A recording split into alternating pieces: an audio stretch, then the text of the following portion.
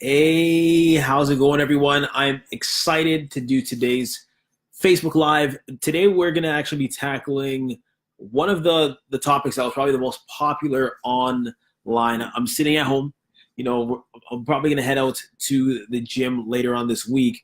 But the most popular post that was on our Facebook page actually related to fitness. It relates to the workouts. A lot of you have been asking, how long should you rest between your workouts? This topic is extremely powerful when we talk about recovery time. When we talk about recovery time, there's certain things that you got to look at for how long it takes for the muscle to recover from the stress stimulus. Your body requires a certain number of hours. We're going to tackle into that a little bit today. We're also going to be tackling into what you need to ensure your body has enough nutrients so that you do recover faster, because that will impact your actual recovery time and impact how long you should be resting for as well. The other thing we're going to be going into is understanding that if you're resting for a longer duration of time, it may change based off of how you're training. So if you're lifting heavier weights, if you're training to build your overall endurance or conditioning, that will actually modify how long you should be resting for. So we're going to be kind of like tackling a number of these things today. And you pretty much picked the right time to digest all this information, especially if you're on your break or you just want to get some more data into your head. Okay, so let's begin with talking about why you may need to consider your resting time. Okay, now if we're getting into just general strength-based goals, general fitness-based goals, your resting time will determine how heavy you can lift. Right? If you're lifting a very strenuous heavy weight, a heavier load, you're going to need a longer resting time for your body to actually recover during the workout. And I'm going to tackle on the concept of during the workout first, right? So if I'm lifting, for example, my max, or I'm lifting to near my max weight on a specific exercise, let's say it's a squat, or you're doing a deadlift, or you're doing a chest press, which is a bench press, you got to actually consider how long you need to rest so that your body can actually lift again on the next set going forward. This sometimes you might miss the value, and I'll outline further. If you're trying to set a record, you're trying to push yourself further than you've actually ever gone before, and you're lifting a very heavy load in the gym or at home, understanding that the tissues that you're going to be pushing, it's going to tear the fibers. It's going to need a certain amount of time for your body to actually regenerate itself so that you can get the energy to push that weight or push that load again, becomes extremely important. This is where you'll change your resting time. Now, if you're looking at challenging yourself to increase your endurance, your resting time may be a little bit shorter, and that will change things overall. So, for example, if you're lifting very heavy weights and you want to increase your strength, you want to increase your power, you might actually be increasing your resting time to roughly about 2 to 3 minutes. If you're doing really, really heavy or max lifts, there are times when, personally for me, if you kind of scroll through our Instagram videos, there was one time where I was squatting over 300 pounds. And my resting time to get to that set, I was ranging between 2 to 3 minutes of resting time, right? So you got to think, like, if I reduced my resting time and hopped right into that workout, that'll actually impact my overall recovery time, and I might not have been able to lift that heavy on that set, right? Steady snapping, Charlie, where does supersets fall into the subject? In case y'all don't know, that's my brother right there. That's a good question. So when you're doing supersets, that idea is where the resting time is pretty much non-existent. You're going back to back on the movement pattern. I like doing straight sets where you might hit the same muscle group but a different exercise. You'll use that more so if you want to kind of get that anaerobic pump, where you get the heart rate elevated. You're actually going to be increasing blood flow, and you can get a bigger, better pump on your lift. So I find usually you might use that if you're doing volume-based lifting, or bodybuilding type program. I like incorporating that a little while ago. If you're doing more of a strength-based program, you might not be doing the supersets because you need the resting time. So that's a really good question. If you're looking at increasing your lift strength, you may not be trying to do a superset or a straight set. So you might end up doing something that is more longer resting duration so that your body can actually recover and you can PR and hit that record when you're lifting heavy again. So really great question. And definitely post questions below. If you have questions that you're like, Femi, I'm not too sure where I may rest a little bit longer or why I might rest a little bit longer. The objective of this live today with our MP Madness promotion is just to provide value and answer questions you might have for your training frequency and what you want to do for your training goal. So really great question. Now, straight setting, I'm going to actually kind of talk about straight sets. I love straight sets. If you're in the gym and you're doing a workout where it's like back-to-back exercises, I've always been a fan of, if you're doing a bodybuilding type program, you might want to hit the same movement, but a different muscle group of that movement or different area of that muscle. You can play around with that. Like, for example, if I'm working chest, I might play around with doing bench press, flat bench press, do a couple of reps and sets working with that, but I'll hit one set of like the bench and I'll go across to doing like a fly, like a dumbbell fly. Or I might switch it up. For example, if I'm doing legs, I might think of the same straight set volume where I would do like squats to work on adding more volume into the legs, more strength into the legs, and then you'll go straight into doing lunges. This is an example where your resting time is really non-existent, but you're using it to get more volume, more blood flow to the tissue. And as you're getting the more blood flow to the tissue, it'll actually help with the fibers getting torn and stress it and grow a little bit further too. So once again, you got to consider, what is your objective? For me as a coach to tell you, hey, you need to rest 3 minutes every single time, or you need to rest 60 seconds, that's inaccurate. Like, I'm straight up going to say, if someone's telling you got to rest 60 seconds or 30 seconds on every single workout, that's wrong. You got to think of, why are you training? Are you training to improve your endurance? So if I'm training for muscular endurance, which might be beneficial if you're doing endurance type training, or that's the type of activities that you're going to be doing, you're going to actually want to think of how long you're resting overall. So you might want to rest shorter so your body actually has enough recovery time, so that if you're running a marathon or you're doing something that's more endurance-based, your body can handle that. So once again, think of why you're training.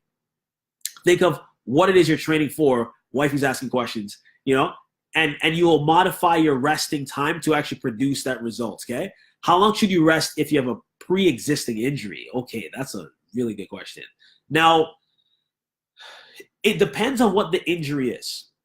I find if you rush into strength-based training or any type of fitness-based training and you're not aware of what your body's going through, it can impact your recovery time, period, right? I usually would tell people to see how your body's responding. If you're finding that the movement patterns you're doing is actually causing more damage or more harm to your body, I wouldn't even tell you to do that movement. I might recommend you to do something completely different just to make sure your body is safe and is healthy. But if you're saying, you want to improve your overall strength, for example, if it's lower back, you might be doing some sort of strength-based stuff for the lower back. Let's say, for example, deadlifts, and the allotted resting time might be 60 seconds. So you have a minute to rest. I would say take a longer resting time just to see how your body responds to it.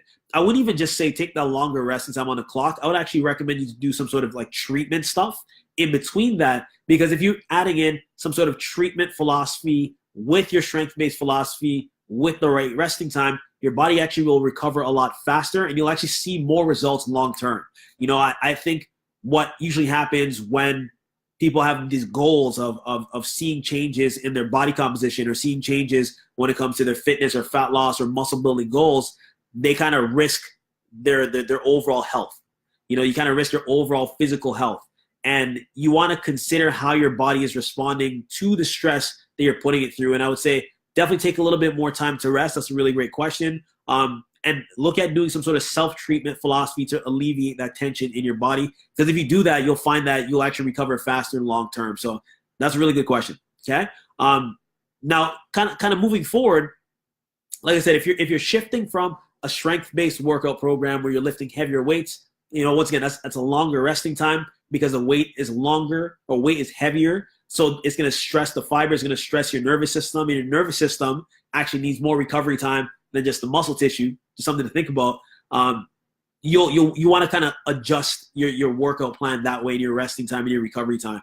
So that's just kind of like in between the sets. If you're doing more cardio-based workouts, you'll find that your heart rate's going to get elevated very high. We actually run this in our fat loss program. Your body's moving, like you're pushing it. And if you're not letting your body recover, your heart rate's going to get elevated. And sometimes you'll find, I find with like members, if you're not aware of how high your heart rate can get, that can actually impact your ability to normalize your blood pressure and normalize your overall breathing patterns and stuff. So you got to think of what it is you're training for. That is beneficial to improve your overall endurance. So I would say, yes, do that if you want to improve your endurance. I find it works really well with our members for fat loss. Shorter resting times is extremely great for that. Now, mind you, you can still drop fat lifting very heavy weight. It's just observing how much calories you're burning and those types of things. So that's another question that I could kind of tackle a little bit later on, but just be aware of what it is you're training for,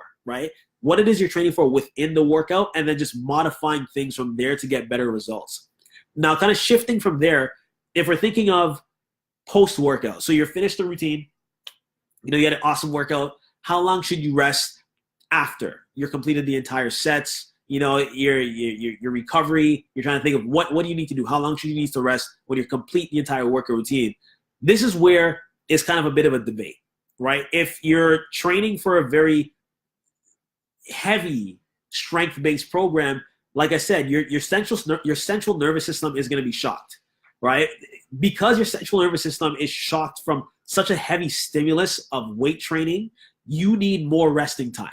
Right, this is where you might rest, for example, for 24 to 48 hours. You might rest for 72 hours, depending on how heavy you've been lifting. And when I talk about heavy, you can actually play around with like 80% of your max weight that you can lift, and working with those numbers is challenging for your body, and you need more time to heal. Right, so that's a perfect example. If you're lifting very heavy, 48 to 72 hours, you might play around with.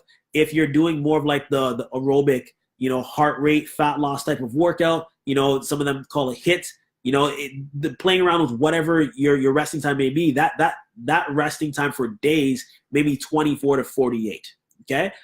I always recommend people overall just to be as active as you can. If you stop completely when it comes to being physically active, you lose that frequency and the value of getting the blood flow and circulation to your body overall. So you want to consider overall, how are you training? Just kind of like in between the sets, are you training more volume based? Are you training to get more of a bodybuilding style program? Or are you training to get more of a strength based program? Or are you training for more of like a fat loss based program, or training for more athletic? If you know what that is, you can tailor your workouts and tailor your resting time to actually meet that specific goal and a specific outcome. So I'm going to keep today's video short, under 15 minutes, providing as much value. I'm going to hang out here for a little bit. If you have questions on what you need to do for your workout, I'd actually recommend you to post it now, because this is the prime time to get Coach Femi to answer any question that's floating in your mind when it comes to your strength training goals, your fat loss goals, your muscle building goals. I'm here to answer those questions for you. And like I said, it's value. If you know what it is you're doing in the gym, you can actually tweak your workouts to get better results, right? If you know what it is you're looking for when it comes to your health-based goals, you could tailor your resting time, you could tailor your workouts, you can actually create a space that produces the most amount of results that you want to see. And I'm very fortunate to have created a gym that provides that value for you, that you can utilize for your own training regimen, to whether it's fat loss based, strength based, muscle toning. We can kind of help you out with that. And thank you, Steady Snapping. I will continue adding value. I'll be providing as much content to you guys as possible. And like I said, if you have questions that you really want answers to when it comes to resting time, strength based goals, fat loss based goals, muscle building goals, post them now.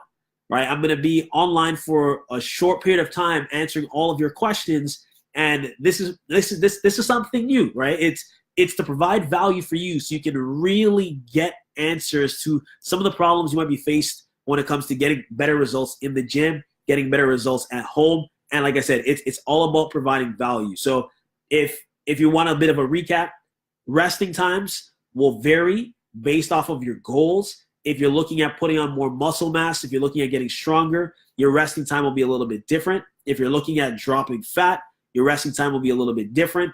Kind of simplifying it a little bit further, if you're looking at dropping fat, your resting time might be 30 to 60 seconds. You're going to do more of a back-to-back limited time, talked about supersetting exercises or a high-intensity interval routine. That's where you might play around with a fat loss type workout.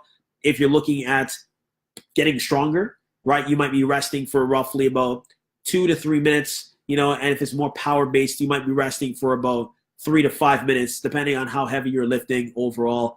And once again, thinking of the days and the frequencies, you might be resting longer if you're lifting very heavy weight because your central nervous system is going to be broken down for a little bit. So that's kind of my little bit of value provided to you with regards to how long you should rest between your workouts. If you have any questions, I'm about to log off in the next 20 seconds, all right? But like I said, the objective of these lives is to provide content. We're going to be doing a massive launch on December the 8th. It's called NP Madness. The hashtag is there. It's an offer you don't want to miss. We're going to be pulling out all of the works for you guys so you can get as much value as possible. You can eat better. You can move better. You can be inspired. You can be empowered. You can get what you want to get and go where you want to go. All right. So I wish nothing but greatness for you. I will be logging off right now, and definitely take care, guys. Ciao.